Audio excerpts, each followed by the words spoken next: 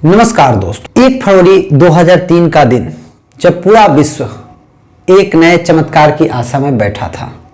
और ऐसा इसलिए था क्योंकि अमेरिका का कोलंबिया स्पेस शटल 7 अंतरिक्ष यात्रियों के दल के साथ जो रवाना हुआ था वह 15 दिनों तक अंतरिक्ष में समय बिताकर वापस पृथ्वी पर लौट रहा था। यह दिन भारत के लिए भी खास था और यह विश्व के लिए भी खास था क्योंकि इससे अंतरिक्ष के बहुत सारे रहस्य खुलने वाले थे।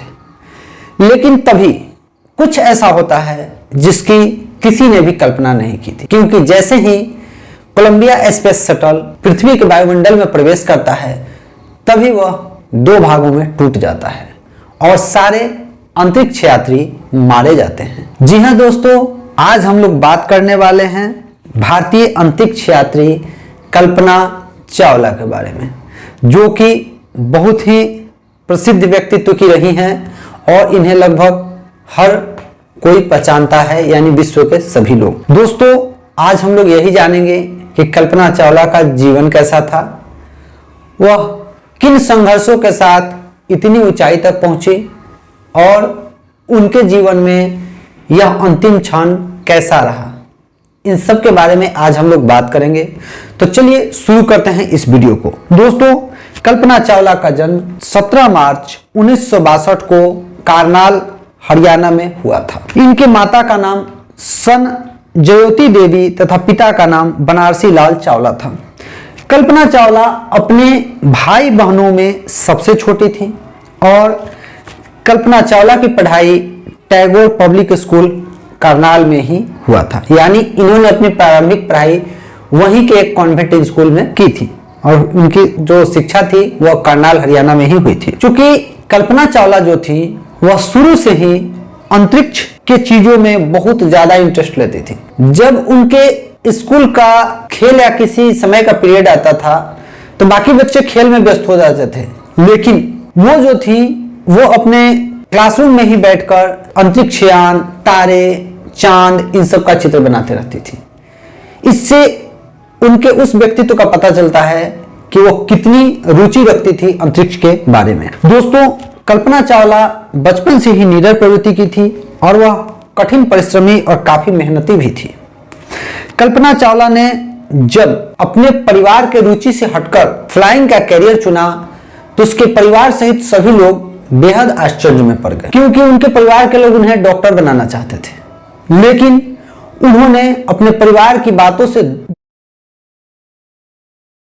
और उन्होंने यह निर्णय लिया कि वो एरोनॉटिकल में इंजीनियरिंग करेंगी और ऐसा उन्होंने किया है भी।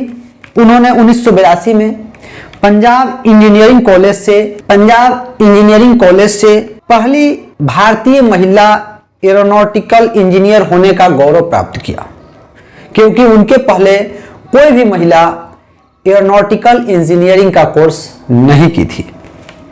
इसके बाद वो पोस्ट ग्रेजुएट अर्थात पीजी करने के लिए अमेरिका चली जाती हैं और वहां वो टेक्सास यूनिवर्सिटी आर्लिंगटन से मास्टर डिग्री यानी कि एमए की डिग्री प्राप्त करती हैं। वो यही नहीं रुकती हैं और वो जो है अपनी इस यात्रा को आगे जारी रखती हैं। इसके बाद वो अमेरिका से ही कोलोराडो यूनिवर्सिटी से सन 1988 में डॉक्टरेट अर्थात पीएचडी की उपाधि प्राप्त करती हैं। अब वो समय आ गया था जब उन्हें नासा से जुड़ने का मौका मिला और उन्होंने नासा के एम्स रिसर्च सेंटर कैलिफोर्निया में रिसर्च साइंटिस्ट के रूप में कार्य करना शुरू कर दिया। पीएचडी करने के बाद उन्हें यह मौका मिला, नासा की तरफ से ऑफर मिला और उन्होंने इसको स्वीकार कर लिया और वो एम्स रिसर्च सेंटर कैलिफोर्निया में रिसर्च साइंटिस्ट के रूप में कार्य करने लगी। कुछ दिनों का काम करने के बाद इनका कार्य जो था बहुत ही संतोषजनक था और वो अपने कार्य के प्रति बहुत लगनशील थी।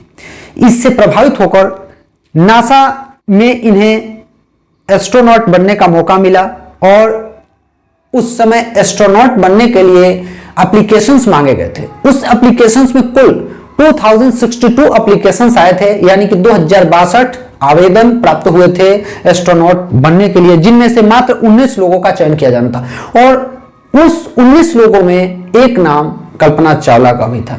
इससे साफ यह पता चलता है कि वह कितनी प्रतिभाशाली थी। 19 लोगों में उनका चयन होता है और अब समय आ जाता है मार्च 1995 का, जब कल्पना चावला को जॉनसन स्पेस सेंटर में रिपोर्ट करना होता है।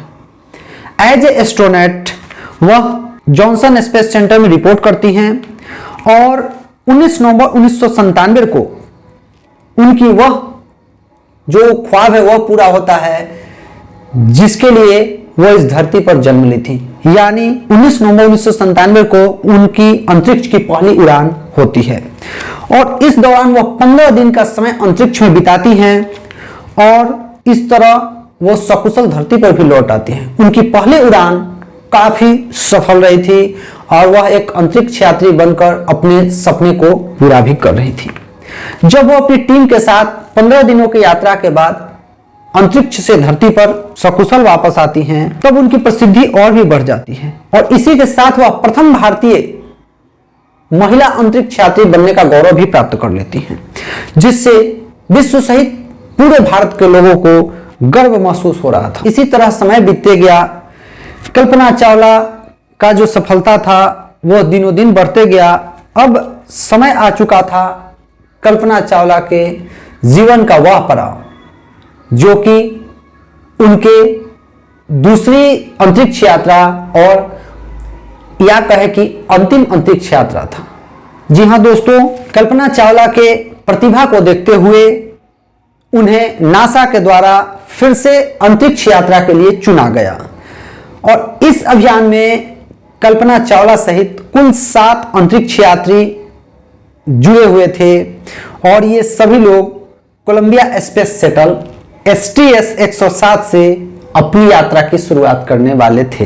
लेकिन दोस्तों, चूंकि शुरू से ही यह जो यात्रा था इसका डेट आगे बढ़ाते जाया गया, आगे इसका जो तारीख था वो लगातार पीछे सरकता जा रहा था, क्योंकि जब भी कोलंबिया स्पेस शटल की उड़ान की तारीख निर्धारित की जाती थी उसमें कुछ ना कुछ टेक्निकल फॉल्ट आ जाता था।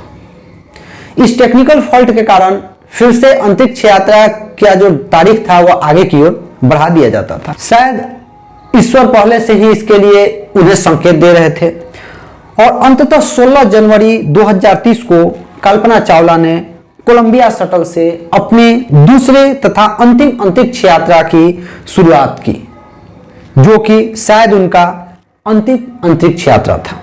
लगभग 15 दिनों का समय पुनः वह अंतरिक्ष में बिताती हैं और बिताने के बाद कल्पना चावला पृथ्वी पर लौटती हैं।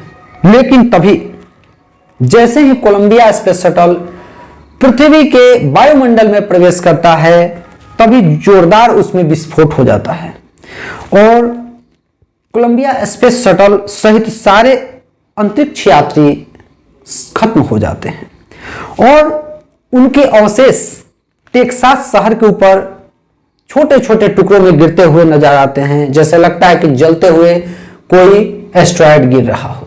इस घटना ने पूरे भारत सहित पूरे विश्व को भी झकझोर कर रख दिया।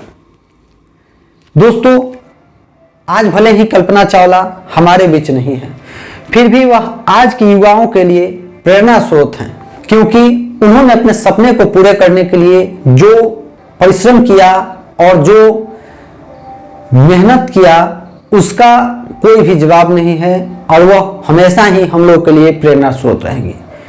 इसी बात के साथ आज का वीडियो समाप्त होता है। अगर आपको यह वीडियो अच्छा लगे तो मेरे चैनल को सब्सक्राइब कीजिए, लाइक कीजिए, शेयर कीजिए तथा कमेंट कीजिए, जिससे मेरा आत्मविश्वास बढ़ा रहे। फिर मिलेंगे नए वीडियो में नए किसी बहुत ही ज्ञानवर्धक जानकारी के साथ। तब तक के लिए नमस्कार।